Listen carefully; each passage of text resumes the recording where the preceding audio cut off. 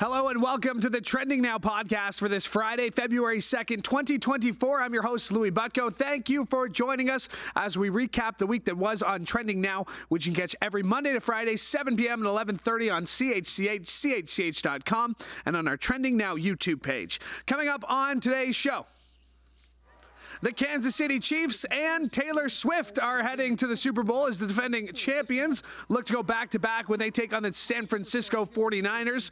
Now, why are people losing their mind when it comes to T-Swift and T-Kelce? Notable Swiftie Jason Gaidola joins us for his thoughts on the game coming up on the show. Also, concerns are mounting about a deal between Manulife and Loblaws that restricts patients from filling prescriptions for specialty drugs at other pharmacies under their insurance plans. This is leading to blowback from public officials and industry experts regarding concerns of competition and personalized care.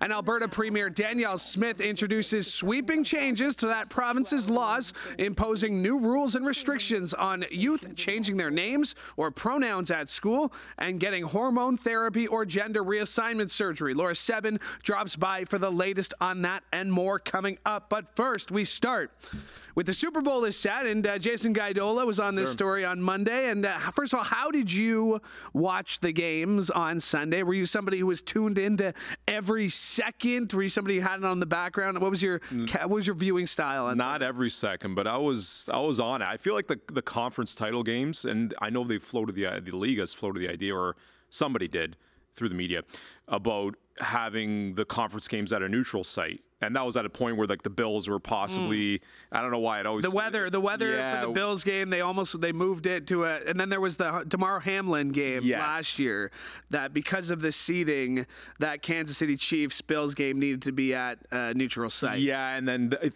that's exactly what it was. Thank you for bringing that up. And that idea started floating around because the conference title games are like little mini Super Bowls. And going back to even as much as probably in almost the last 20 years, like when it came to I just noticed the broadcasts on television, they just looked a lot more pristine and amped up because they are big games. But whoever earns the right to host it should have the hosting duties. But going back to your original question, I was viewing it as like this is the Final Four. This is what's going to this is setting the stage for the Super Bowl, and they were excited. I mean, they were compelling matchups. Yeah, very compelling. One was kind of a grinding defensive battle. Obviously, Kansas City, Baltimore.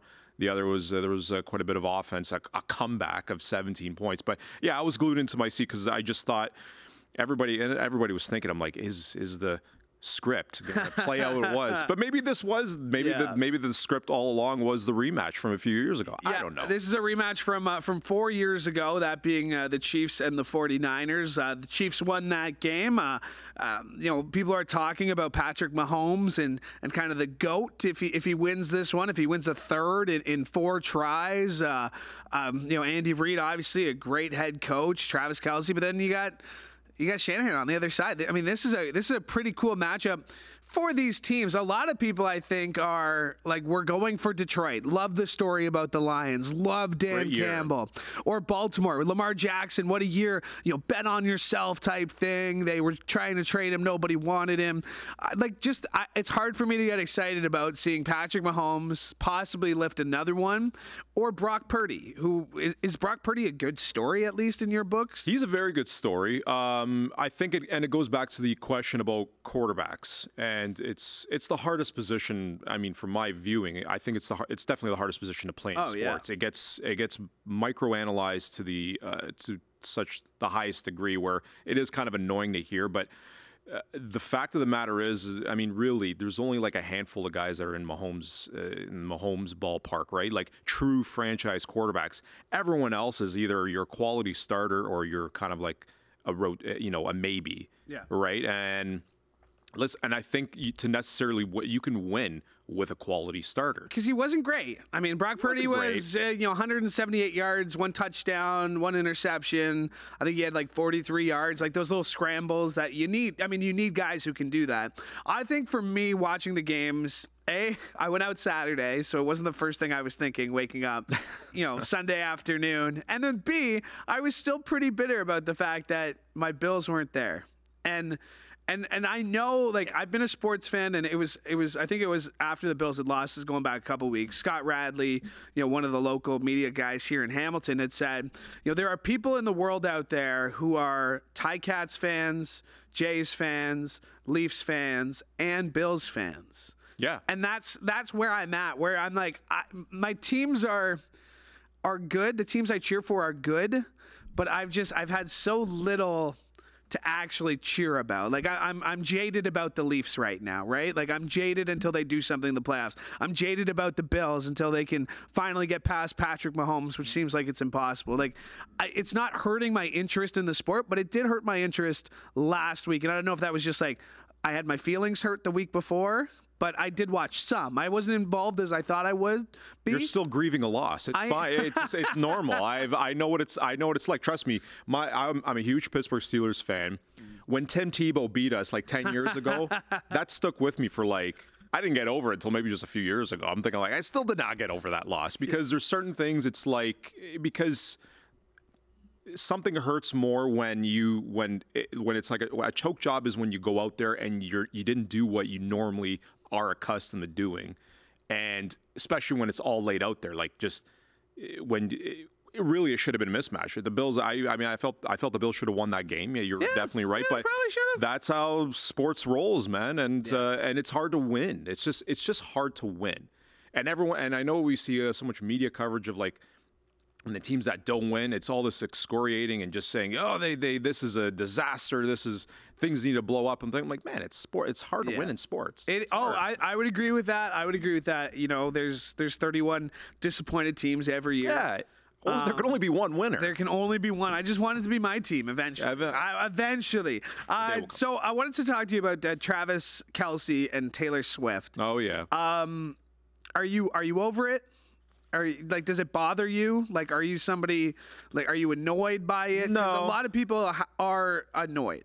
Well, I mean, to be fair, and I'm only just going through I didn't count the time, but they didn't really show her that much on it. I know she yelled at the camera. They caught her yelling, saying, "Go away," which is fine. But I don't know. The league is all over it, right? Yeah. And then but I think people are upset. I think the root cause of whoever's upset. I mean, it's silly, but it's that I think everyone starts thinking did they fix this for the Chiefs just so they can have Taylor Swift at the Super Bowl? Which in hindsight, I'm like, celebrities go to the Super Bowl anyways. So chances are she could have been there regardless if the Chiefs are there or not. But it sets the Cinderella storyline, right? She's the biggest musical star right now. I think it's safe to say. Oh, absolutely. She's coming off $1 billion. You're selling a love story here. Who's had the best year? Right? Who's had a better year? Travis Kelce could win 2 Super Bowls within 365 days. Yeah. Taylor Swift sold out hundreds of concerts, making $1 billion. But they're in love. That's the thing.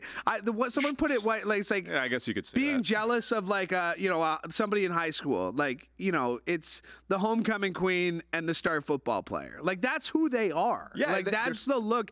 And there's a lot of people who really didn't like high school. And I'm not saying I peaked in high school. Some people watching this may think I did, but. There's a lot of that internal resentment where it's like, man, screw you. The athlete getting the pretty girl. Really, I don't know the way that's the jealousy I think a legitimate reason, my legitimate reason, where I could see if I were annoyed by this, the only logical explanation is that it's all the other teams are pissed off because. Everyone's probably getting sick and tired of seeing the Chiefs win. They think that, did you help push this team to the Super Bowl so you can set up this love story where he may be able to propose to her if they win the Super Bowl? And because there's already a prop bet coming out for it, and it just fuels the interest because that's what they want. They want more scenarios. They want more storylines. You want more variables. To make this game as compelling as possible. And also too, there's probably. I'm still the believer where I'm like, I don't know how much. I don't know. I would question if he wins. No, I'd push back if I would say I don't know how serious they really are.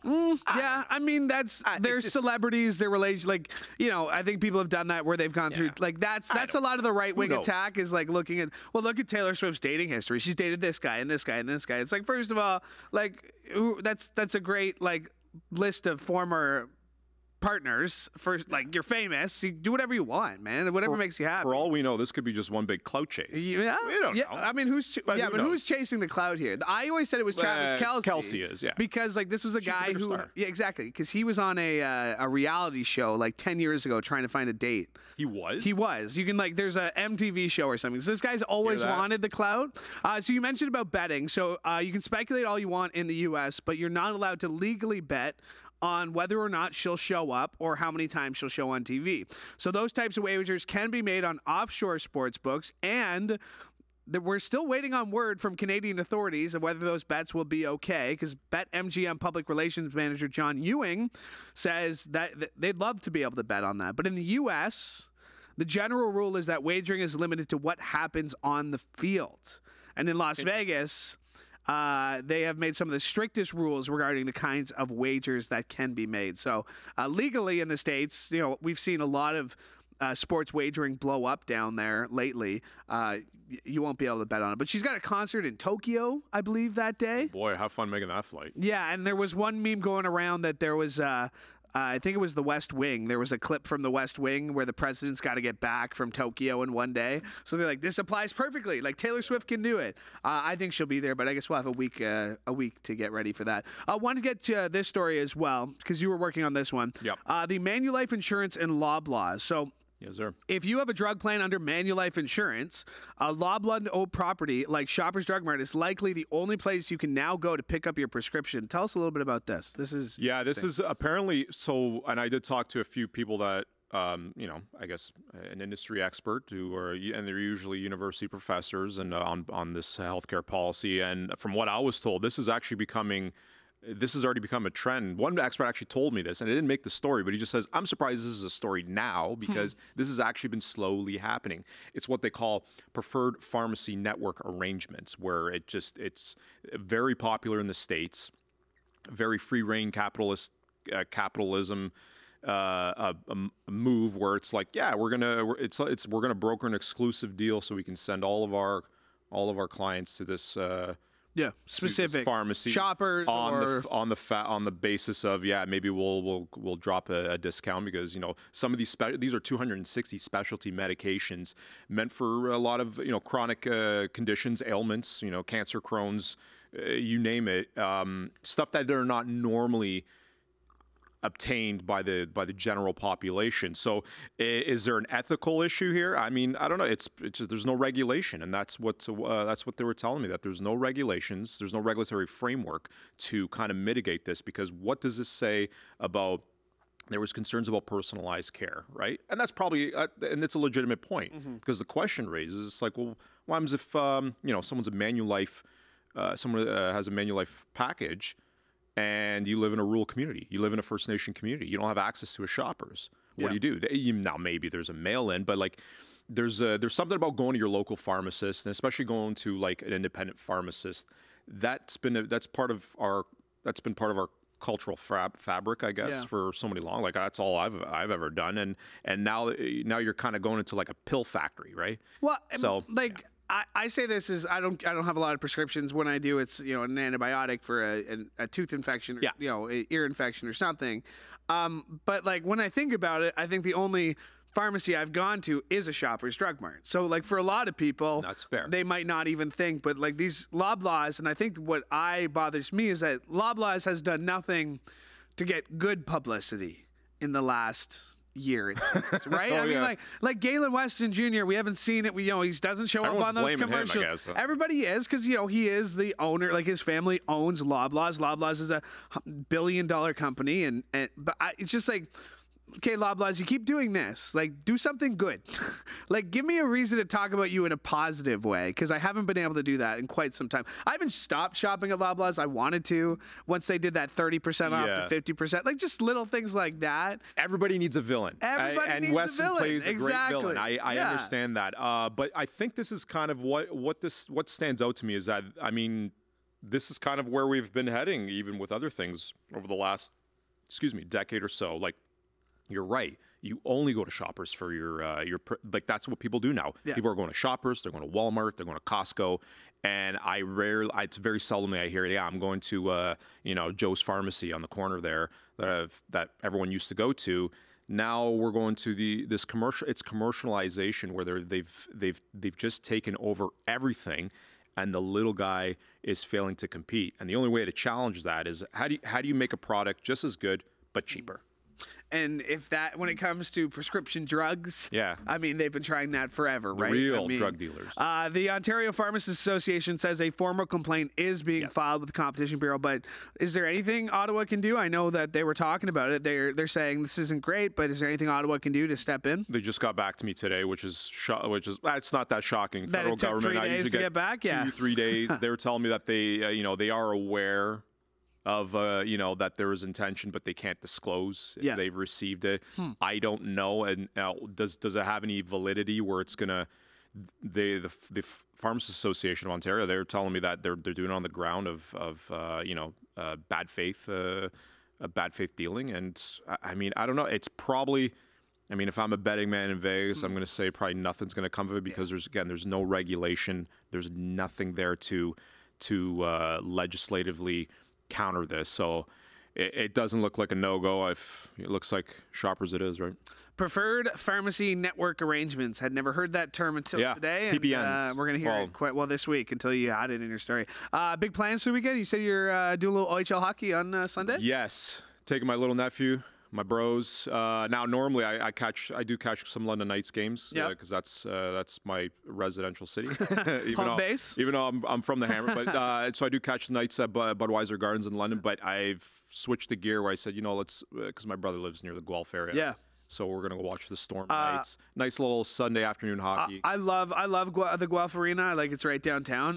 While you're there, maybe stop by Brothers. It's a little brewery on the corner. Tell them Louis sent you. Maybe you'll get a beer on the house. All right. I like okay. that. Thanks for doing this, man. Thank really you. appreciate it. All right, my thanks to Jason Gaidola for joining me. Still had Laura Sebben, the Trending Now producer and co-creator, will be joining us in just a little bit. But I also wanted to get to this story as we stay with trends in Canada when it comes to the health industry.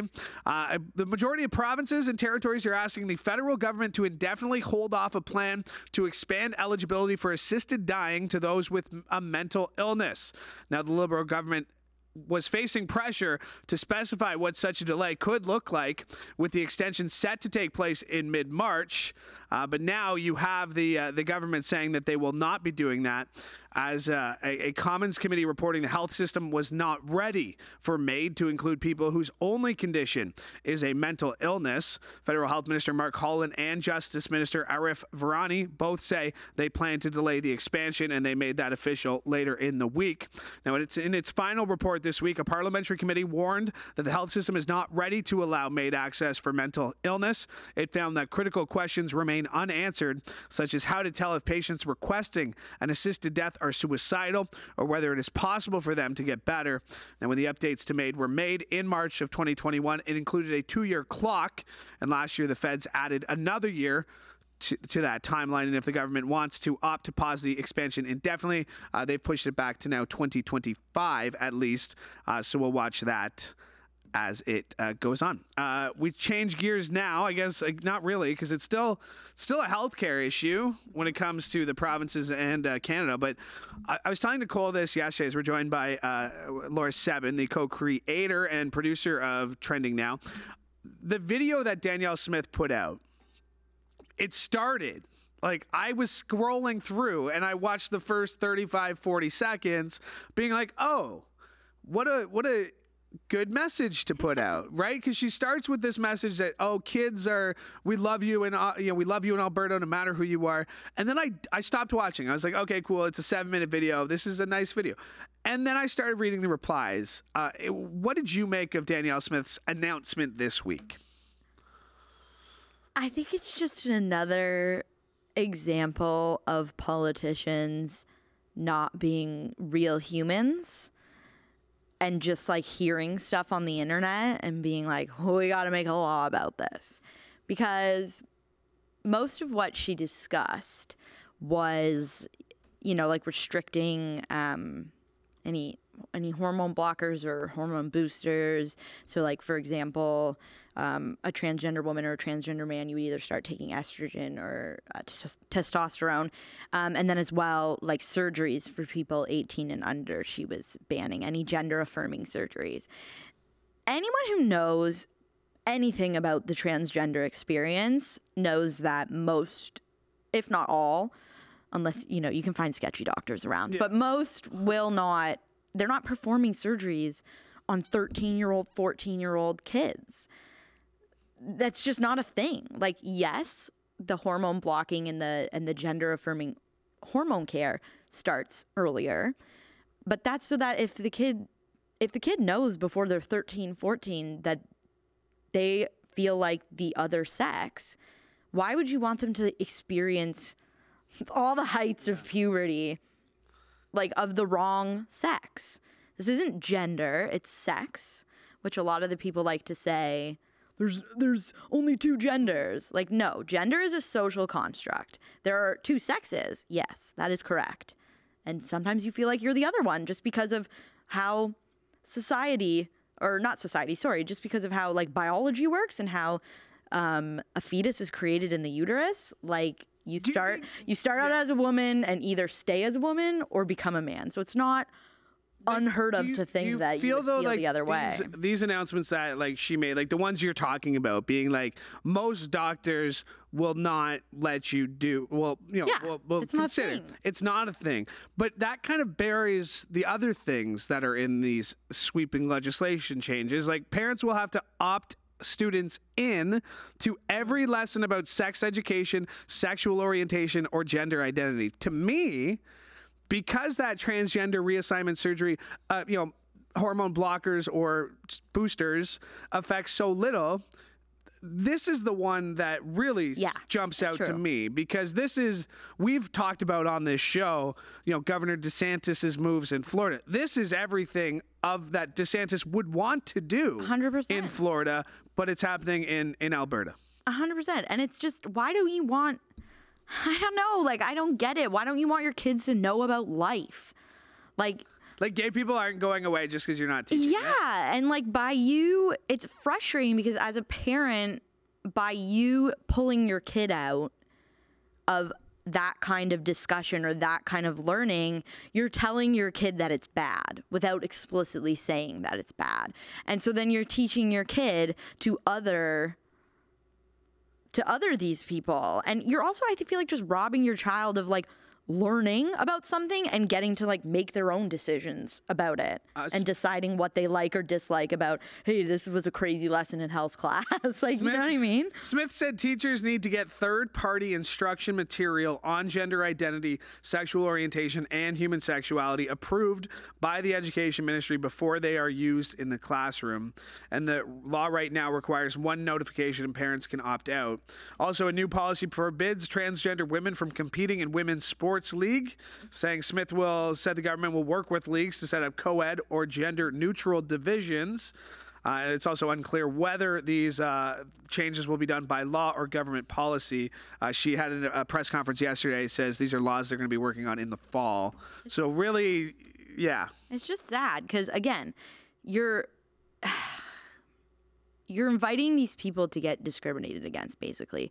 Because, let's use the example of a transgender woman competing in basketball. Somebody in the locker room might notice, like, if they're not far along in their journey, that they're a transgender person, and might whisper something about it to a friend or to a colleague and be like, oh, did you see that person? But having, like, a law now that says they're not allowed to participate in these sports then opens it up that instead of having a whisper, they're probably going to feel more comfortable, be like, you have to get out of here. Yeah. You know what I mean? Like, it's sad. And even just, like, the stuff about the pronouns and if a kid wants to change their name, like, having to... Yeah, because, again, we've talked about this, is that, like, a lot of times for these... First of all, the statistics when it comes to LGBTQ plus youth who are homeless or are kicked out of their homes or don't feel safe at home, and sometimes school is one of the only places they feel safe with a certain group of friends, and if a teacher overhears another student call them by their name, is it on the teacher? Is it their duty? Is it the law that they're going to have to report them to students? They have to notify the parent. I mean, because we've talked about this in Ontario too. Because you used to have to. I'm not sure if the rules changed, but those kind of groups, allegiance groups, where I know even locally here, we've talked about school boards needing to tell parents if their kid joins a gay straight alliance group, right? Like. But parents will argue that they know best when it comes to their kids, though. No, and 100%. But some of this stuff is so trivial and so minor that, like, a kid saying that they would like to go by a different name, we have to notify the parents. That's crazy. One of my cousins, he never goes by his first name. He goes by his middle name. There's like a whole thing behind it. Anytime he would have a new teacher who didn't know him or a supply teacher, and they would say, is Aaron here? He would be like, here, but I go by my middle name, Daniel. Are they calling his parents to be like, oh, your kid wants to go by Daniel? Yeah. Like, it's so harmless, something small like that. I can understand, but at the same time, like, kids feel differently outside of the home than they do feel in the home. So I think you should at least have a conversation with that. If they say, I would like to go by she, her pronouns instead of he, him pronouns, talk to them first as the teacher and say, what's it like at home? Do your parents know about this? And if the kid tells you, like, I'm scared to come out to my parents, then you're just a jerk if you choose to call the kid's parents and out the kid. In my opinion. The Prime Minister was asked about it today. Yeah, I mean, I don't have kids either, so I don't know. The Prime Minister was asked about it today. He said, quote, if Premier Smith wants to fight someone, stand with us and fight for Canadians on lower grocery prices, on affordable fuel, on more housing, or fighting climate change. Fight with us to defend the vulnerable Canadians. Don't fight against vulnerable LGBT youth. As a federal government, we will always be there to protect the most vulnerable, particularly vulnerable LGBT youth who need to go that way. Again, he goes on there, need to cross country are there for them. It's the people online, and I know I should never read the comments, but it's the people online who, if you comment that you don't agree with this, you're automatically a groomer. Oh. Right? Like, sure. These blue check warriors are out in full force praising this move. Yeah. And I'm not sure how many of them are actually in Alberta, but one of those things about social media. This isn't what politics are about. Yeah. Like, this stuff is already happening. The decision's already been made. These people exist. So let's focus on, like, what politics should be about, which is, like he was saying, making life more affordable for Canadians, providing better access to healthcare and housing, and, like, the actual things that matter, and not, like, who an individual person is and targeting them for that would just be my thought there. All right, well, let's move on to something you're passionate. Another passion of yours, that being F1. And I thought, the Andretti news would be the biggest F1 news we'd get this week. Of the week, right? Being denied a team, right? A legend like that. And then the very next day, this young man over here who spells his name incorrectly, Lewis. What a ridiculous way to spell Lewis. Lewis Hamilton says he will switch from Mercedes to Ferrari next year on a multi-year contract, a move he called one of the hardest decisions I've ever had to make. So then why did he make it, Laura? Well, some news came out today. Bubba and I were just talking about it, that apparently he had approached Mercedes about being outside of a driver for the team, also an ambassador.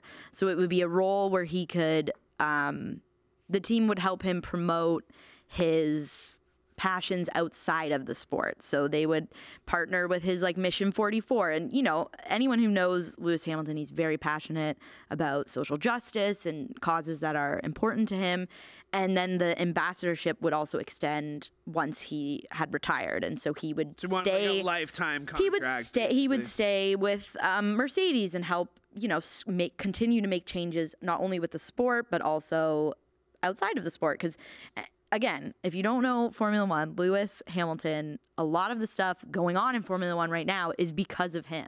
He's helped teams change the uniforms, made things safer. Like, he very much cares about his job. And so that was the thought, was that I would love to stay with Mercedes and keep doing stuff with you guys, according to these reports. And somebody up high said, yeah, no, we don't want you to do that, or we don't want that for us.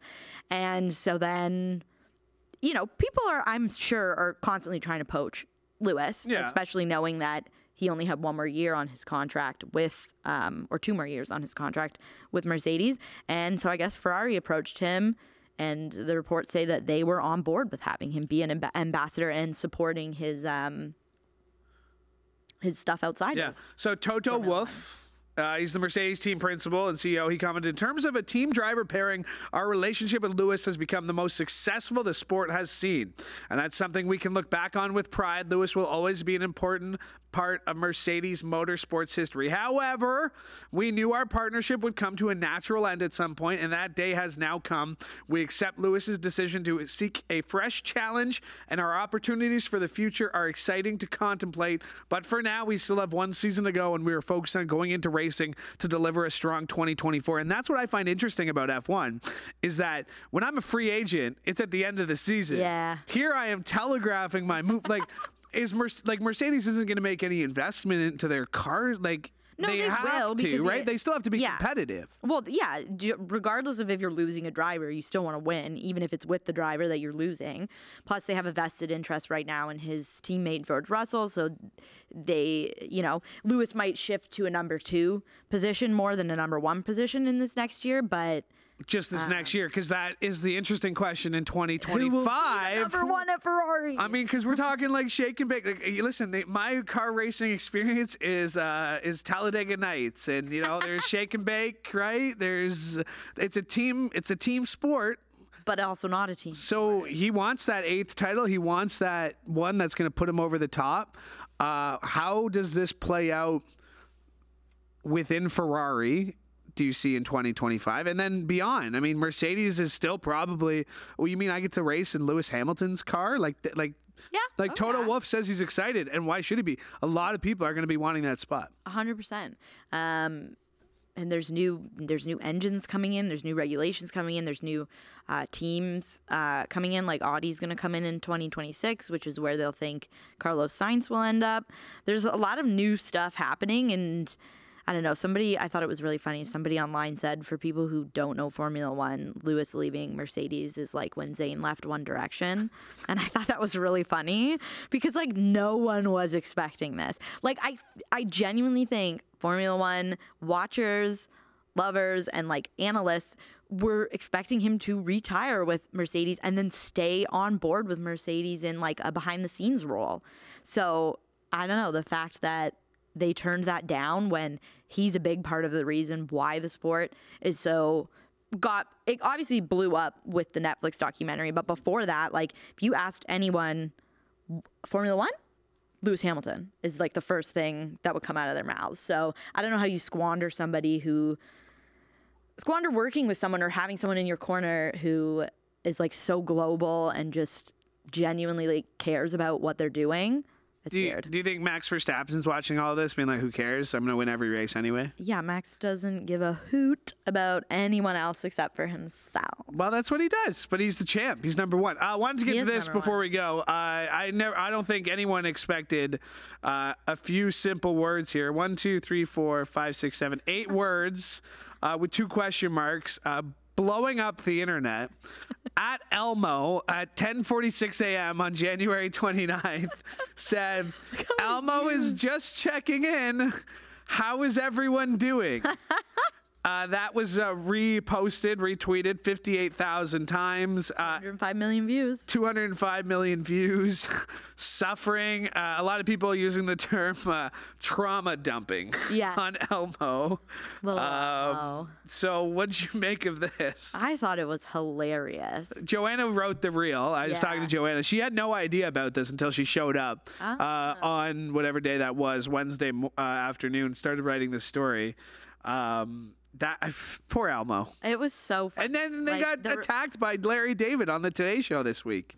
Larry David went after him on the Today Show. For what? He went to go. You didn't see that? Oh man, I'll have to show you off the air. But he went to go tackle him. He choked him for a little bit. Yeah, Larry David. I don't know.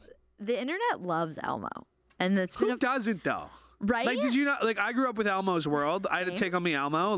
Same. A huge part of a lot of people's love childhood. Elmo, but he became this I want to say almost cult-like character over the last 5 years on the internet. Like, I don't know if you remember a couple years ago where everybody was just sharing, like, there was that Elmo hates Rocco thing that was going around. Yeah. And they were sharing all these videos of Elmo hating on this pet rock. And then what else? I don't know. I was just seeing all these videos. Like, he went on Jimmy Fallon and that went viral. Like, people have just been obsessed with Elmo. So I thought it was cute.